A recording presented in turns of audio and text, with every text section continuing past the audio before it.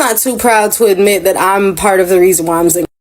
Look, baby, sometimes it's me. Sometimes it's me. I'm real picky. I'm kind of intolerant. I get irritated real fast and then I don't want to talk. Most importantly, I feel like I really only want a boyfriend like 3 days out the week. Monday come around, I do want a man on Mondays. Mondays is definitely a day where I feel like I could use a partner today. You got the Monday blues. I want somebody to vent to. I want somebody to talk to me. I want somebody to probably send me some money to make me feel better. Yeah, I'd like a man today.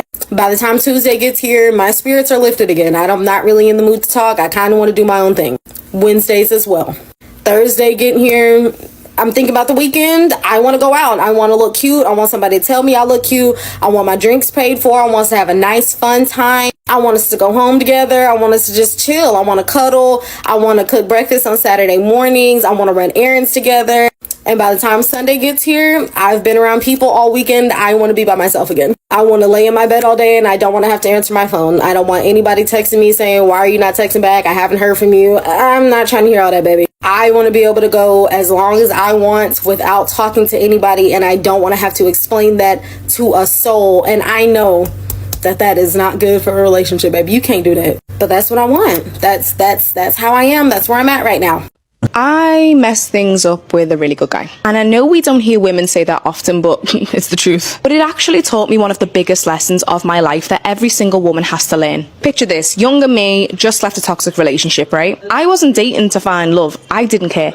I was dating for distraction. And then I met this guy. He was mature, self-aware, intentional, slow with his approach. The only catch was he was long distance. Even though I wouldn't have admitted it then, that scared me shitless. Shitless. A few dates later, I really liked him, but instead of continuing it, I decided to cut it short. It wasn't because he wasn't good enough. It wasn't because he wasn't attractive enough. It wasn't because he had mummy issues or daddy issues, and it wasn't because he wasn't successful enough either. It was because someone else was simply just closer. And because he was closer in proximity, I could distract more often, apply less effort, and I seeked comfort in knowing that it was easier to get attention from that guy than the other one. Yeah, we're really being this accountable today. I chose the easy option, and fast forward a couple months later, the easy option didn't work out. From that experience, here is the lesson that I hated to learn, but I needed to learn, and most women need to learn too. Every single day, you are given two options: the right option and the easy option. And many women, whether it's in their relationship, their career, their fitness, or their lifestyle change, keep picking the easy option. The fad diets, the quick fixes, the guy that texts more often but leads you less, the program that promises fast results but builds nothing. But the truth,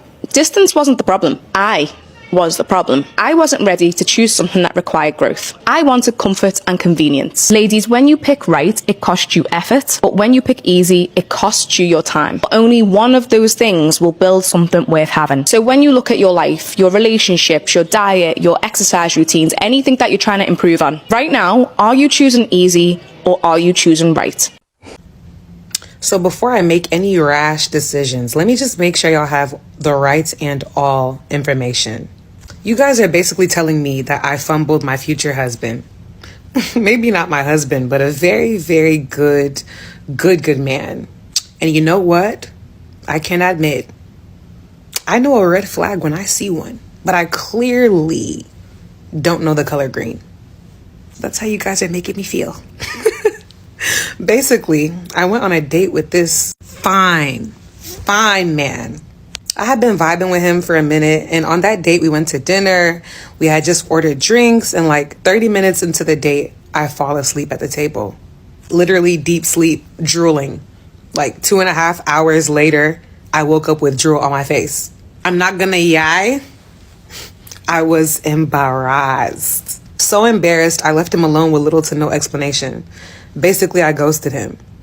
However, it's very perplexing because I asked you guys who was wrong, me or him, me for sleeping or him for sitting there for 2 to 3 hours while I slept.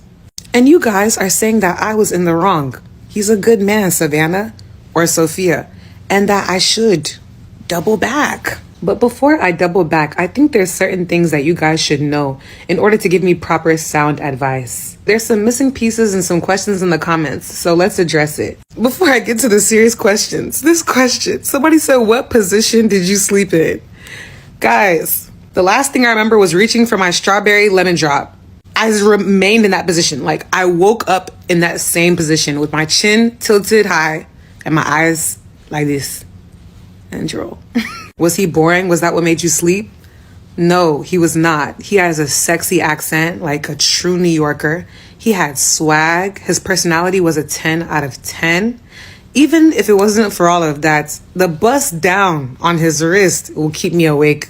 I swear. Someone asked, how did I even wake up, Seth? That's a good question. On my own. I just softly opened my eyes. I just softly opened my eyes like this. He probably called your name a few times or tried waking you up and gave up and decided to just patiently wait. Maybe. One thing you have to know about me, though, is I'm a very light sleeper. Sleeping mid-activity like that is not usual. I know I was super exhausted, but that is ridiculous. I was at too much peace to sleep like that. How can I describe this sleep so that you guys know what kind of sleep I'm talking about? If you've ever dozed off in class, we've all been to class, Abi. If you've ever slept in class, it's that kind of deep but not deep sleep. You get? You just doze off and return. Like that. Did he order the food while you were sleeping? Yes. While I slept, the waiter came back and he ordered our food. He ate his food, then had the rest packed to go.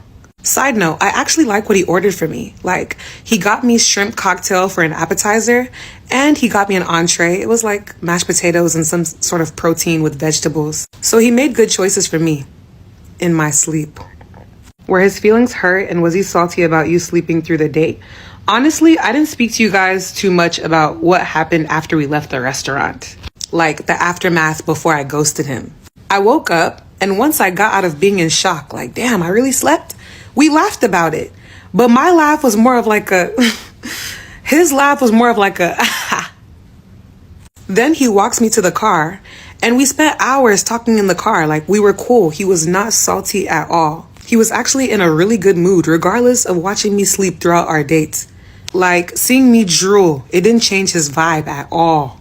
He still wanted to kiss me and all that stuff. However, I did not give him a kiss. If I'm being honest, I was just like perplexed. While he's talking to me, I'm just wondering how somebody can sit through that for that long. I understand that you guys said he probably ate his food and passed the time. But think about it. How can one pass 2 to 3 hours of time with somebody sleeping right across from you? After a solid hour, why not wake me up? Someone said he should have left you there, which I wouldn't have liked, but I would understand. Like, if I woke up and he was gone, I would have been like, Sophia, you have done it. I was a selfish bitch in my marriage. I've been divorced now almost 4 years, but I was married to my ex-husband 16 years and with him 18 years.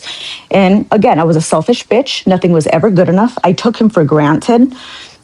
He seriously rolled out the red carpet for me. He was sweet, kind, generous. He told me how much he loved me 5 times a day. He told me how beautiful I was every day.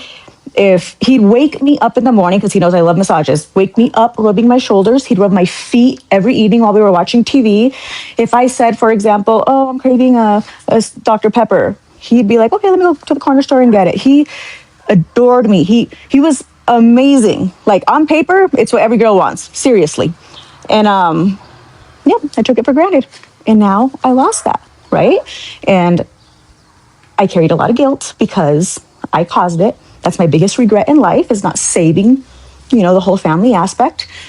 The grass is not always greener on the other side, ladies. It's not, I'm good now. I feel great. And he's super happy with his girlfriend. And honestly, I could not be happier for him, because he deserved to be loved and cared about and respected, as he should have always been. So I'm so happy that he's happy. Anyways, what I'm saying, ladies, the grass is not greener on the other side. If you have a good guy, take care of him. Take care of him. Trust me, there's nothing good out in these streets. He seriously set the bar. He set the bar. And ultimately, what I always wanted, I had all along.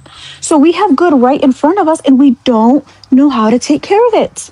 Here's my step-by-step guide on how to fumble a good man. First of all, you have to identify that he's a good man. How did I find out mine was a good man? I walked into this man's house after a couple weeks of dating, and there were notes for significant dates of things we'd done together. So our first date, our first kiss, the first time I ever came to his house. And I mean, I was taken aback. I was, I think I was scared because I immediately started dating somebody else. And in the middle of trying to juggle men, I kind of left the one I liked the most hanging. That was a mistake because by the time I circled back, this man was taking another woman to a ball.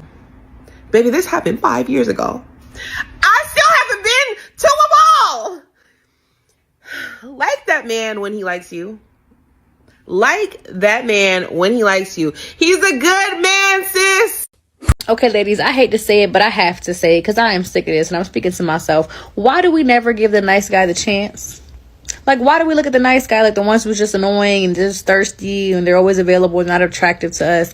And meanwhile, we're complaining that we're getting dogged out, that we're dealing with manipulative, narcissistic men who can't treat a woman right. Not even men, little boys who don't know how to treat a woman right, who just fumble us all the time. Like, we complain that we get treated like that, but 9 times out of 10, we overlooked the nice guy to deal with this man.